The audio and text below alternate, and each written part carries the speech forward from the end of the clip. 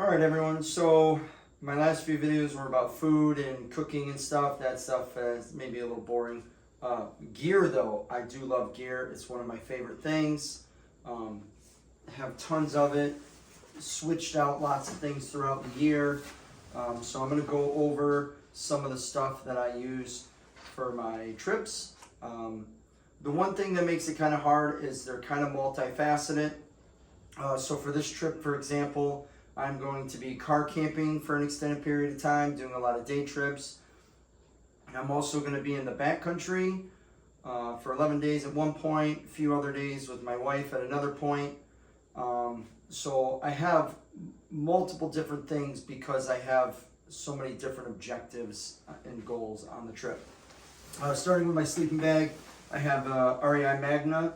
It's a 10-degree bag, pretty inexpensive.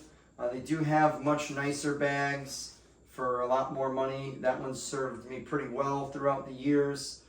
Keeps me pretty warm. I've used it in below zero temperatures. Gets a little cold, but it works. And you're more surviving at that point. For tents, I have two different types of tents. When I go alone, I have a 2-person tent. I tend to use one more person than the amount of people I'm with, because then you have extra space for your pack and your gear and stuff like that, so it doesn't have to be outside and get wet. We are going to be in the mountains, so I'm going to have a 2-person bag, or a 2-person tent. That is a Black Diamond First Light. I also have a 3-person tent for when I'm with my wife. This is Nemo. That's going to be pretty good for us. Also gives us enough space to keep our packs and stuff inside in case it rains or something like that. Sleeping mats. My wife has one and so do I, obviously. These can come in many different kinds, whether you're looking for super lightweight or comfort. Really all of this boils down to is how much weight do you want to carry versus how much comfort you want to have. So for the main thing that I have to take for any trip, obviously, is the tent, sleeping pad, and sleeping bag. That's like the super most important. And then obviously your backpack to get you out there. I'm taking a 75-liter mountain bag for when I go for the extended trip by myself, and then I'll probably use it when I'm with my wife. Instead of taking her large backpacking bag, I'm going to just take my small day climbing bag, which is a 33-liter bag. I'll let her use that. We still split the gear pretty well, but I can carry the tent and something extra bulky in my bag since I've already been out there by myself anyways. And then I also take a small little climbing bag. This is like the Petzl Bug. I like this for single day climbing on multi-pitch routes, and also just for like day hikes. It works pretty good. And then if we need 2 backpacks for the day hikes, I have 2 smaller bags. I'm also trying to conserve space in the car because I am going to be gone for 6 weeks. So depending on the trip and what it is, a lot of the gear goes based on that, right? The gear decisions is based on what I'm doing. Sometimes I'm meeting multiple friends over, within multiple different states, over weeks at a time or even months. So it can get kind of complicated. But also back to the tents, I have some regular tent stakes, which are pretty good if we're in some dirt and stuff like that, but where I'm going to go, there might be a lot of snow, so depending on the conditions, I also have to bring out some snow stakes. As you can see, they're a lot larger. They're still all tangled up. They're a lot larger and they're scooped, so that way they hold in the snow and the wind doesn't blow our tent away. We've been stuck in storms up to 36 hours with like 50-mile-an-hour winds. So those are pretty important to make sure that everything stays in place like that, when you have really, really bad conditions. Outside of the main stuff for sleeping and how to get it all out there, I do have, clothing super important. I'm going to do a total different video for clothing, but I'll just go over some just basics that I have here. If we're doing something pretty simple and don't have a lot of other gear, we might take some small camp chairs. It's nice and comfortable. Not every place has a picnic table or something like that. If I want to go a little bit more lightweight, I have one of these little small pads. It just lets me sit down if I'm in the snow and keep kind of dry. Depending on what the conditions are when we get out there, because I can't really check all the time. Trying to test the weather 5 weeks out in advance is a little bit hard because the weatherman isn't even right half the time, even on the day that you're checking the weather. Another really important thing is I have some maps for the areas that I'm going to, and a guidebook. I won't carry the guidebook. I take pictures of the important pages, but it's really nice to sit in the car and reference it every night, or if you have one of your partners who wants to glance through it before you leave, that's pretty good. We also text each other those important pictures in case one person's phone dies. And reading those pages over and over ahead of time to kind of have a lot of the information that you need memorized is pretty important. But the hard maps are really good because you don't want to get lost, which being you have a map, I have to have a compass. It's really important to know how to use your compass. If you don't know how to use it, all that stuff is absolutely worthless. I do also have a Garmin Fenix watch that can track me and has a backtrack setting, so if we're in like whiteout conditions or if we're lost, that will help too. It lasts a really, really long time. And since we're talking about some electronics, I also have a charger. Has a solar thing in the front, doesn't really solar charge itself very well, but it will extend the battery just a little bit. Headlamp, really, really, really important. You need to see when you're walking. Everything you're doing at camp, if it's in the dark, you need to be hands-free, so you definitely need a headlamp. All the things that I take, I have to have charging cords for as well, so I just put them in these little pouches so I can divvy them up and keep my stuff a little organized. Not necessarily for like hiking will I need a radio, but since I'm going to be doing a lot of climbing with friends and we could be far apart, windy conditions, and you can't hear each other. So for this particular trip, we are going to take some walkie-talkie radios. I have 2 of them. I believe everyone else on the team has their own. I always bring a backup just in case somebody forgets theirs. So that's important. Another electronic device that I've never used before. I've never really had an SOS device. I'm gonna try the Garmin InReach Mini 2 out this time. Kind of important. Most of my friends carry them, so I've been kind of lazy and cheap and just being like, well, they have one. But I am actually going to be out for several days by myself on a mountain. So in grizzly country, crossing glaciers, so I figured I would take that for once, and I just picked that up. Food storage. I know I talked a lot about food, but when it comes to the backcountry, you can get beer canisters. I tend to like the Ursacks better. They collapse as they empty to save space. It's not like a solid container all the time. Not approved at where we're going, but they also aren't required where we're going because they have these giant lockers, bear lockers, so you can just put your food in there every night, and that makes that kind of nice. Also, stove again, since I am going over this gear, and as you can see, when I'm planning for these trips and I'm going over like all the food and all the cooking gear, some of the items I check off in multiple different categories. I make sure I have all my equipment, and then when I'm going through this, I pull it back out and then put it back where it was, just to double check. It's almost like a double check to help me make sure I don't forget anything like that. Another important thing at camp is some paracord. If you're out above the trees, it doesn't really help as much for like clotheslines to dry things out, but if you break a shoelace, guide wire to your tent or anything like that, paracord is super important. The reason why I carry so much of this is because if I am below the tree line, I can hang it up for a clothesline. You can use it to hang your bear bag if you need, if you are in a spot where they don't have the lockers. So that's pretty important. And even if you're not in bear country, hanging your food bag or having a container is important because the critters will eat through your food, and that's not good. Another thing that's really useful is these dry sacks. I have a whole bunch of them. They have lots of different sizes. All of them are waterproof. Just depends on what you want to put in them.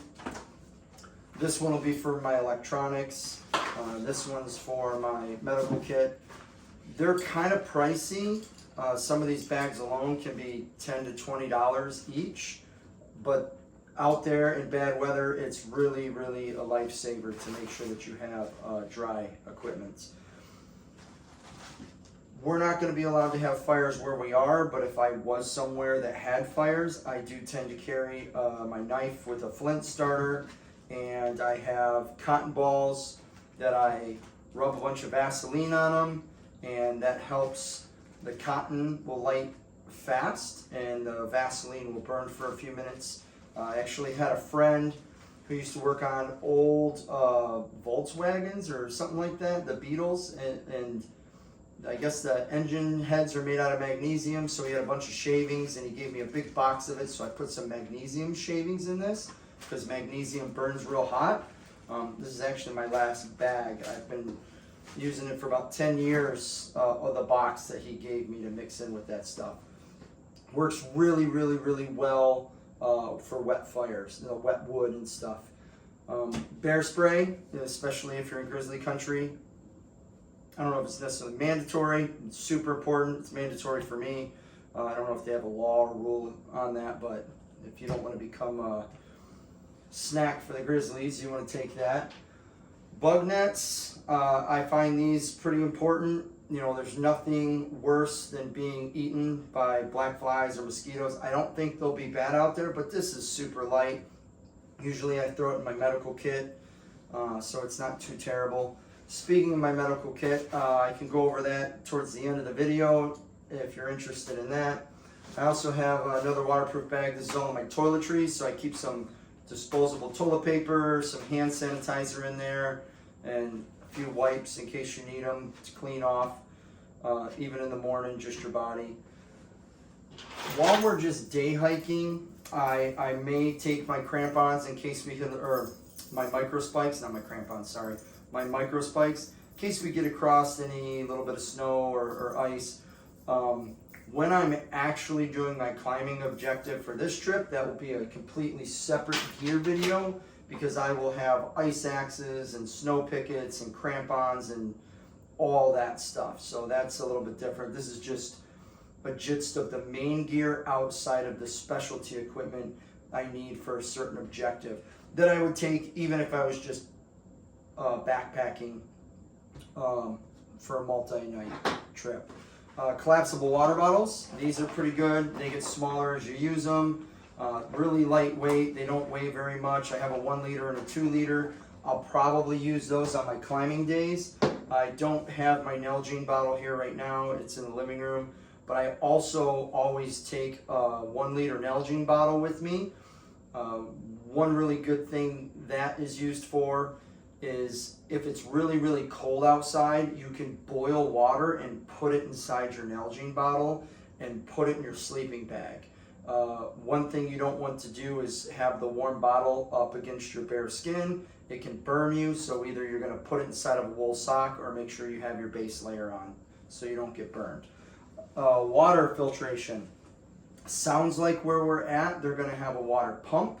I still might filter the water. It just depends on what I have to read for the advisories. As I talked about in the last video, this one's a 2-bag system. I tend to clip the hose in, goes to the filter, this filter goes to the other hose, and goes into this bag.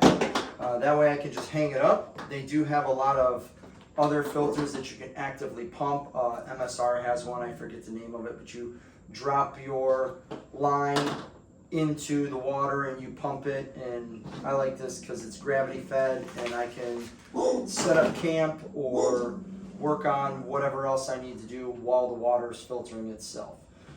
So that's the basics of what I take on just backcountry trips, and some of it just because I'm on an extended road trip, I also have to consider what my different objectives are, like the reason why I'm taking 2 tents.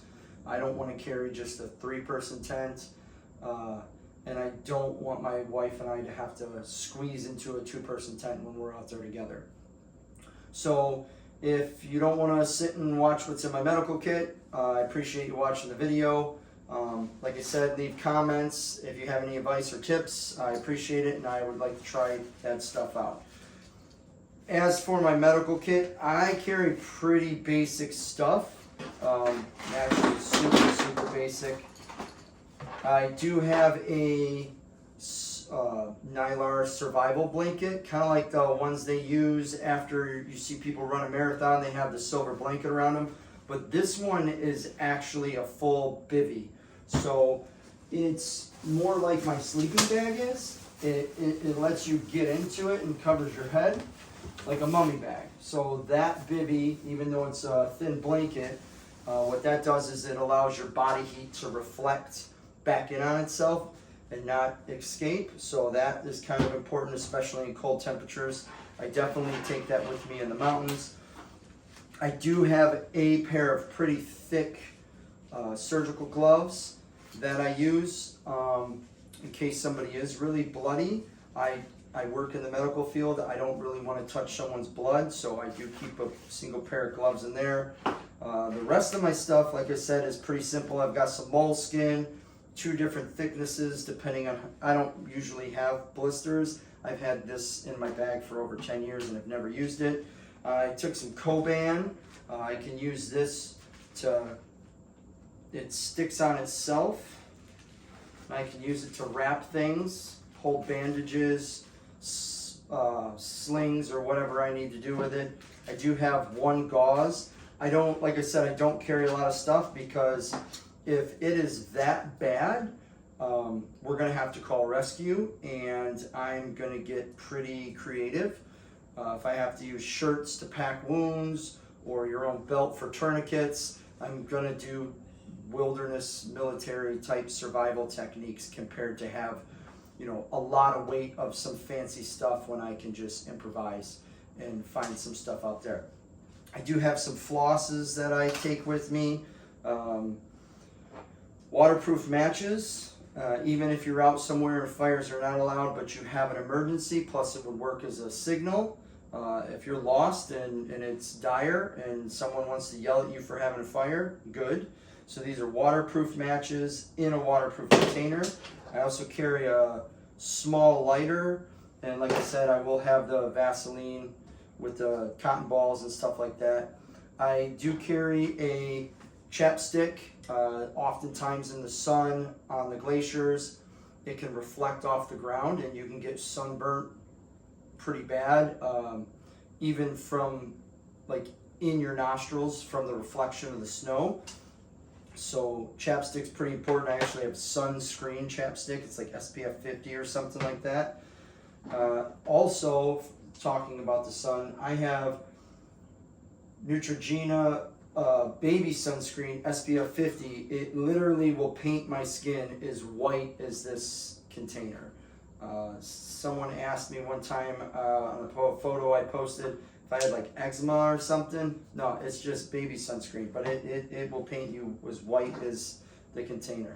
Another little crafty item that I have, this is also for fires. It telescopes out and you can blow through it. So if you're trying to get really close to the fire and create some oxygen and air in there to get it going, that's really lightweight and helpful to get fires started. I do have a tick key, even though I will be going into snowy terrain. Sometimes you're going through the forest and it's normal summertime style forest before you get to the glacier, and there might be ticks and I don't like those, so I do carry a tick with me. And the Porta Wipes that I talked about before, those little tablets. I popped the lid. These little tablets, in case I get some food on me or need to like wipe my hands off, I can get these wet and they'll help me clean up if I need them. Those are pretty handy too. And then toothbrush and toothpaste.